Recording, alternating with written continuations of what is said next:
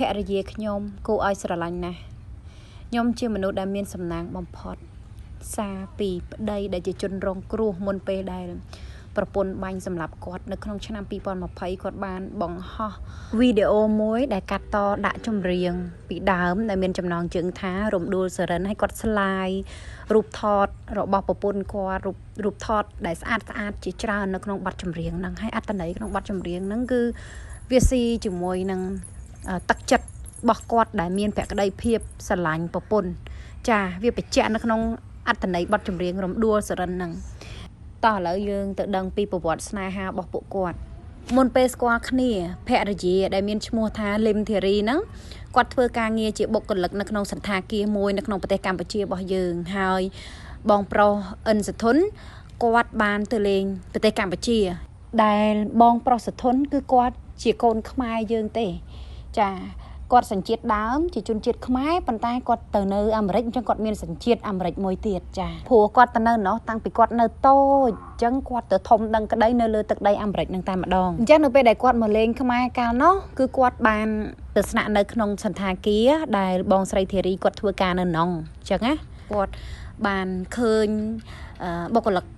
ដែលបម្រើការងារនៅសន្តាគារហ្នឹងស្អាតចាគួរឲ្យស្រឡាញ់និយាយទៅគឺបងប្អូនឃើញស្រាប់ហើយសម្រស់បងធីរីមិនធម្មតាទេ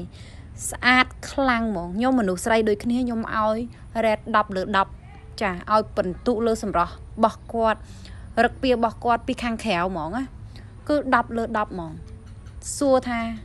ស្អាតប៉ុណ្ណាខ្ញុំនិយាយថាស្អាតខ្លាំងចាសូម្បីតែខ្ញុំក៏លងនឹងសម្រស់គាត់រូបថតគាត់មកស្លឹកគឺយើងមើលឲ្យមិនទៅសារថាស្អាតមិនស្អាតមិនបានណាកៅភ្នែកគាត់សតុនមានមុនស្នេហ៍ទឹកមុខសភាពគួរឲ្យស្រឡាញ់ខ្លាំងមែនទែនទឹកមុខបែបនេះកាយវិការបែបនេះហើយដែលតាក់ទាញបេះដូងរបស់បងសធុនឲ្យស្រឡាញ់គាត់ហើយបានចូលស្ដីទៅដឹងគាត់រៀបការពួកគាត់រៀបការនៅក្នុងឆ្នាំ2014ក្រោយមកក៏បានធានាប្រពន្ធមករស់នៅអាមេរិកដំបូងឡើយលើថាពេលដែលគាត់ទៅនៅអាមេរិកដំបូងហ្នឹងគឺនៅផ្ទះគ្រួសារខាងប្តីទេនៅផ្ទះគ្រួសារខាងប្តីបានមួយរយៈប្តីរបស់គាត់ក៏ចាប់ផ្ដើម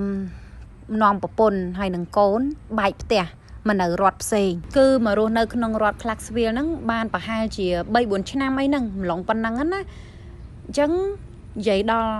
ពេលវេលាថ្ងៃកើតហេតុហ្នឹងគឺបើប៉ូលីសគេឆែកមើលតាមកាមេរ៉ាសុវត្ថិភាពដែលដាក់នៅក្នុងផ្ទះព្រោះផ្ទះដែលគាត់នៅនឹងមានកាមេរ៉ាសុវត្ថិភាពសូម្បីតែនៅក្នុងបន្ទប់គេងក៏មានដែរមាននៅក្នុងបន្ទប់គេងហើយមាននៅក្នុងបន្ទប់តួភ្ញៀវទៀត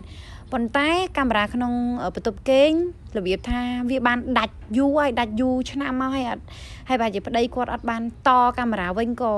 ដឹងតែដាច់ហើយមិនបានតឬក៏មិនបានចាប់អារម្មណ៍មិនអីដឹងដែរគ្រាន់តែកាមេរ៉ាក្នុងបន្ទប់គេងហ្នឹងគឺមានតែរូបភាពឯកសារចាស់អញ្ចឹងកាមេរ៉ាដែលនៅដំណើរការធម្មតាហ្នឹងគឺកាមេរ៉ានៅក្នុងបន្ទប់ទទួលភ្ញៀវ